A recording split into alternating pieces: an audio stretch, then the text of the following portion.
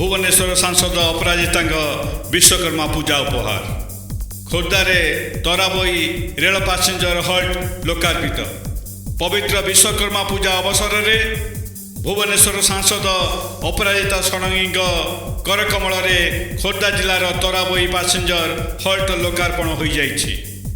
Khordha road और Khordha town rail station मध्यवर्ती स्थान में रही तराबई ठारे पूर्वर कौन रेल अटकु नथिला।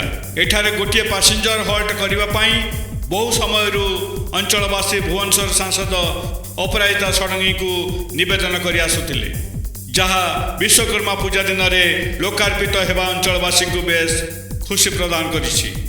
यह दीर्घ वर्षर आशा आज पूरण करि मत रखिछन्ति अंचलवासी। तराबई रे पैसेंजर हल्ट लोकार्पित होगा पर अंचलवासी भुवनेश्वर सांसद को भूयसी प्रशंसा करिछन्ति। एही कार्यक्रम में Khordha rail division DRM, Khordha जिला बीजेपी सभापति विश्वरंजन बड़जेना, मंडल सभापति संग्राम सामंतराय, वरिष्ठ भाजपा नेता सुदीप्त राय एवं बीजेपी बहु कर्मकर्ता और बुद्धिजीवी उपस्थित रही।